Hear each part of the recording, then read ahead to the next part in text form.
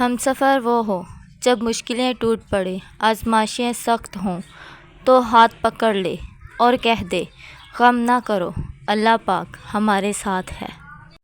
جو عورت شوہر کی مرضی کی بجائے اپنے مائکے کی مرضی کے مطابق چلے وہ اپنا گھر بہت جلد برباد کر دیتی ہے۔ جو چیز اختیار سے باہر ہو اس کا فیصلہ وقت پر چھوڑ دو۔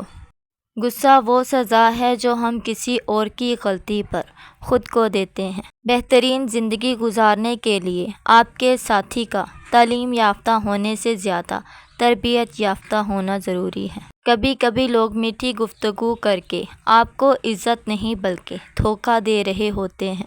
نخرے اگر عورت نہ کرے تو عورت کیسے کہلائے؟ اللہ تعالیٰ نے عورت کو بہت ناز سے بنایا ہے۔ بعض دفعہ اچھے طریقے سے الگ ہو جانا تکلیف دہ تعلق برقرار رکھنے سے بہتر ہوتا ہے۔ میاں بیوی ایک دوسرے کی عزت کریں تو دوسروں کو موقع نہیں مل سکتا کہ وہ دونوں کے درمیان دراڑ ڈال سکے۔ شادی کے بعد عورت کی حالت دیکھ کر اس کے ماں باپ کا نہیں بلکہ شوہر اور سسرال کا پتہ چلتا ہے۔ قیامت والے دن صرف بیوی کی نافرمانیوں کا ہی حساب نہیں ہوگا بلکہ شوہر کی بدکلامی اور ہر ظلم زیادتی کا بھی حساب ہوگا۔ ہر رشتے میں غلطیاں تو ہوتی ہیں لیکن غلطیوں پر سمجھایا جاتا ہے، رشتہ توڑا نہیں جاتا۔ یا اللہ پاک ہم تیری آزمائشوں کے قابل نہیں ہیں، ہم بہت کمزور ہیں، بہت گناہ گار ہیں۔ یا اللہ پاک ہم پر اپنی رحمت کے سائے نازل فرما دے، آمین۔ کمنٹ میں آمین لکھ دیجئے، جانے کس کی آمین قبول ہو جائے۔ دشمن پر قابو پا لو تو اسے مزید تنگ کرنے کی ضرورت نہیں کیونکہ دشمن کے لیے اس کی شکست ہی سب سے بڑی سزا ہے۔ اپنی آواز کو بلند نہ کرو، دانائی کو بلند کرو کیونکہ پھول بادل کے گرجنے سے نہیں برسنے سے اگتے ہیں۔ کتنا خوبصورت احساس ہے جب ہم اللہ سے کوئی بات کرتے ہیں تو سب کچھ جانتے ہوئے بھی وہ ہماری بات سننا چاہتا ہے۔ دعاؤں کے دائرے سے باہر نہ نکلا کریں۔ اگر اپنے لیے دعا نہیں کر رہے اور آپ پر بڑی مہربانیاں ہیں تو دوسروں کے لیے دعا کرتے رہا کریں۔ یہ بات معنی نہیں رکھتی کہ آپ کتنی زبانیں سمجھ سکتے ہیں، صرف دلوں کو سمجھنا ہی آپ کو اہم بناتا ہے۔ ذرا ذرا سی بات پر بلا وجہ غصہ آنا ناشکر انسان کی نشانی ہے۔ اللہ تعالیٰ پر گمان نہیں، یقین رکھو تمہیں بہتر نہیں بہترین ملے گا۔ خوش نصیب ہیں وہ لوگ جن کے پاس نصیحت کے لیے الفاظ کے بجائے اعمال ہیں۔ جب کوئی بات اللہ کے لیے چھوڑ دو تو اسے دوبارہ مت پکڑو ورنہ پکڑ میں آ جاؤ گے۔ جو کسی سے فائدہ اٹھانے کو اپنی قابلیت سمجھتا ہے وہ بہت جلد خود بے فائدہ انسان بن جاتا ہے۔ اللہ تعالیٰ سے اگر کبھی مانگنے لگو تو اوقات دیکھ کر نہیں بلکہ اس کی شان دیکھ کر مانگنا۔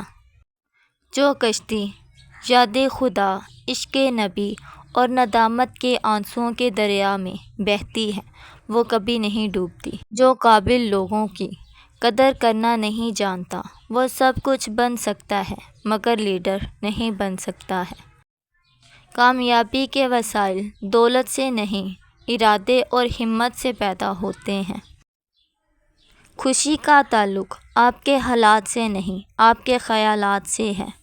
میٹھا بول علم ہے چاہے انگوٹھا چھاپ بولے، کڑوا بول جہالت ہے چاہے پی ایچ ڈی ڈاکٹر بولے۔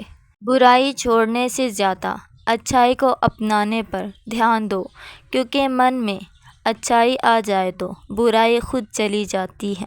ایک انسان کے دنیا میں آنے کی خبر 9 مہینے پہلے سے ہی ہو جاتی ہے لیکن جانے کی خبر 9 سیکنڈ پہلے بھی نہیں ہوتی، اس لیے زندگی کو غنیمت سمجھیں۔ کوشش کریں زندگی کا ہر لمحہ اپنی طرف سے سب کے ساتھ اچھے سے اچھا گزاریں کیونکہ زندگی نہیں رہتی لیکن اچھی یادیں ہمیشہ زندہ رہتی ہیں۔ توبہ قبول ہونے کی نشانی یہ ہے کہ اس کے بعد انسان کا دل گناہوں سے ہٹ جاتا ہے۔ اللہ پاک نے ہم سے بہت کام کہے جو ہم نہیں کرتے، مگر چاہتے یہ ہیں کہ ہم اللہ پاک سے کوئی کام کہیں اور وہ ہمارا فوراً کر دے۔